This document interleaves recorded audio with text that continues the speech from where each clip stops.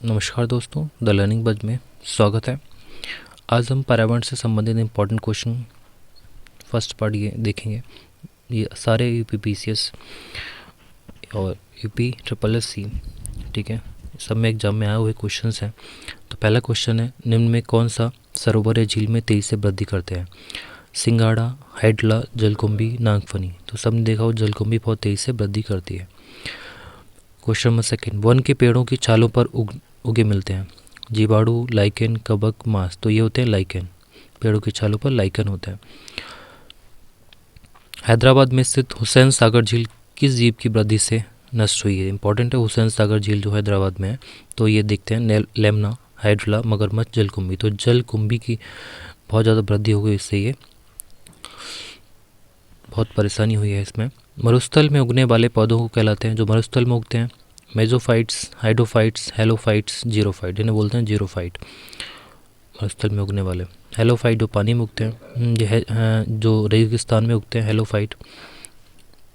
Hydrophyte जो water में उगते हैं। पादप वृद्धि हेतु सबसे उपयुक्त है? बालू, दोमट मिट्टी, चिकनी मिट्टी, बजरी। तो ये दोमट मिट्टी बहुत ही उपयुक्त है पादप के लिए। नेक्स्ट क्वेश्चन, निम्नलिखित में कौन सा कारक किसी स्थान की वनस्पति निर्धारित करता है? प्रकाश, वर्षा, मृदा, मृदा जल। तो ये करता है वर्षा, वर्षा के अकॉर्डिंग वनस्पति होती है।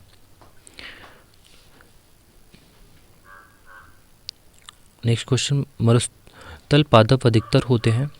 मांसल, साकीय, पर्वतीय, पर्णविवर्तीय। तो ये मांसल होते हैं, मरुस्थलीय ज़्यादा, उनमें मांस बहुत दोस्तों, जैसे कैक्टस हो गया है। घास स्थलीय परितंत्र में संख्या का पिरामिड कैसा होता है? तो घास स्थलीय में कैसा होता है? सीधा, उल्टा, दोनों में से कोई इनमें से दोनों। तो सीधा होता है परितंत्र घास स्थल में। परितंत्र में ऊर्जा का पिरामिड होता है? ये सदैव उल्टा, बहुत ही इंपॉर्टेंट क्वेश्चन, सदैव उल्टा परितंत्र होता है ऊर्जा का। एक तालाब के परितंत्र में जीव भार का पिरामिड कैसा होता है? जीव भार का पिरामिड होता है उल्टा, ये भी इम्पॉर्टेंट है। घास स्थलीय तब वन परितंत्र में जीव भार का पिरामिड कैसा होता है? जीव भार का पिरामिड सदैव सीधा होता है।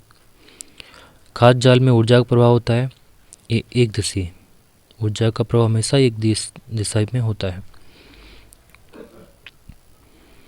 एक खाद्य स्तर से दूसरे स्तर में जाने पर ऊर्जा का ह्रास होता है, बहुत ऊर्जा, 10% ही जिसे बोलते हैं 10% लॉ, 10% ऊर्जा क्या होती है? ट्रांसफर होती है एक से दूसरी स्तर पे, तो 90% ह्रास हो जाती है। सर्वप्रथम पारिस्थितिक स्तूप की स्थापना किसने पुरुष की? तो ये की थी चार्ल्स एल्टन ने। सूर्य प्रकाश में उगने वाले पादपों को क्या कहते हैं हम? तो इसे बोलते हैं आत्पोद्भिद। अधिक वर्षा वाले उष्ण क्षेत्रों में भारी वर्षा होती है, अतः वहाँ वन होते हैं। तो जहाँ बहुत ज़्यादा वर्षा होती है उसे बोलते हैं सदा हरित वन या सदा बहार वन। उन क्षेत्रों में जहाँ ग्रीष्म में भारी परंतु शरद में कम वर्षा होती है, वहाँ वन मिलते हैं। सदाहरित वन, द्रोणपर्णी वन, घास वन या मरुस्थल। तो ये मिलते हैं घास वन। नेक्स्ट क्वेश्चन, वायुमंडल का वह क्षेत्र जिसमें बादलों का बनना, बिजली कड़कना, तूफानों व आंधियों का होना पाया जाता है? तो ये क्षोभ मंडल में, पहला मंडल क्षोभ मंडल में सारे क्रियाएं होती हैं। लवणीय मृदा में उगने वाले पादपों कहते हैं? बहुत इंपॉर्टेंट है ये, हेलोफाइट। क्या बोलते हैं? हेलोफाइट। जो लवणीय मृदा में होते हैं हेलोफाइट बोलते हैं। मृदा परिवर्तन को कहते हैं अपवर्तन, ह्यूमस, मृदा जनन, जलयोजन। तो इससे बोलते हैं मृदा जनन।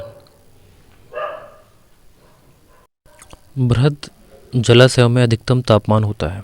ऊपरी स्तर में, तल स्तर में, मध्य स्तर में, तीनों स्तर में एक समान। तो ऊपरी स्तर में अधिक होगा क्योंकि सूर्य की किरणें अधिक पड़ेंगी इसमें। नेक्स्ट क्वेश्चन है, द्रोणपर्णी वन क्षेत्र की विशेषता है? पूरे वर्ष भारी वर्ष, शरद ऋतु में भारी, ग्रीष्म ऋतु में कम बारिश। तो ये इसकी विशेषता है। वे मृदाएं जिनमें विभिन्न पोषक बिलिकों की इष्टतम सांद्रता पाई जाती है उसे कहते हैं हम सुपोषी बोलते हैं।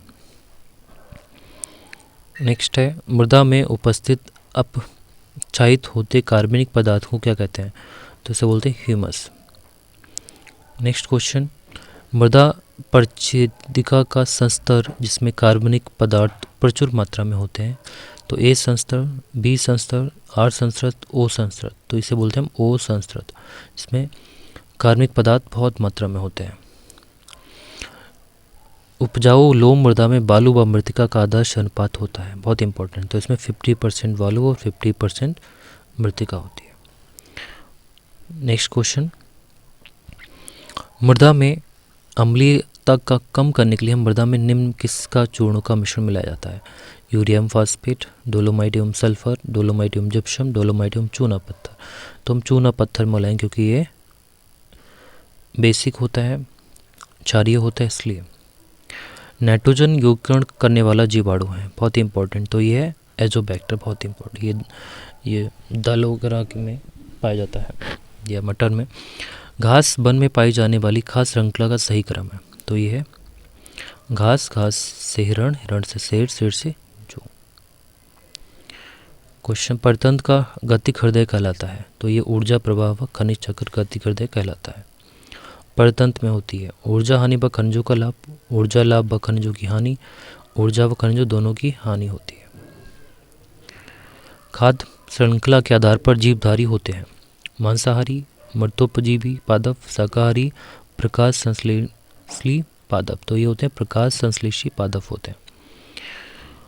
निम्नलिखित में किस कार्य से पारिस्थितिक संतुलन बिगड़ता है? लकड़ी काटना, सामाजिक वानिकी, वन महोत्सव, वनारोपण, तो इनसे सबसे बढ़ता है, तो लकड़ी काटने से संतुलन बिगड़ता है। 10% लॉ, 10% का नियम देने वाले वैज्ञानिक हैं, ये लिंडेमैन है। कौन है? लिंडेमैन, बहुत इंपॉर्टेंट है ये। जीवों के खाद्य स्वभाव में जितनी विविधता होगी, खाद्य श्रृंखला उतनी ही होगी अधिक लंबी, उतनी अधिक लंबी होगी। परतंत्र में ऊर्जा का प्राथमिक स्रोत है, तो ऊर्जा का प्राथमिक स्रोत क्या है? सूर्य का प्रकाश। किसी भी परतंत्र में कालांतर में जीवों की संख्या स्थिर हो, तो जीवों की संख्या स्थिर होने का कारण क्या है? अपघटन, उत्पादक, पर्णहरित, इनमें से सभी, तो ये सभी है इंपॉर्टेंट, सभी एक कारक हैं। किसी परतंत्र में होते हैं, तो किसी परतंत्र में क्या होते हैं? उत्पादक, उपभोक्ता तथा अपघटक, उत्पादक, शाकाहारी, मांसाहारी तथा अपघटक, पौधे एवं जंतु, जैविक तथा जैविक पदार्थ, तो परतंत्र में जैविक तथा जैविक पदार्थ होते हैं। वन्य जीवों को मारने तथा वनों को काटने से होता है मृदा अपरदन, बाढ़ आना, सूखा पड़ना, उपयुक्त सभी, तो सभी होते हैं।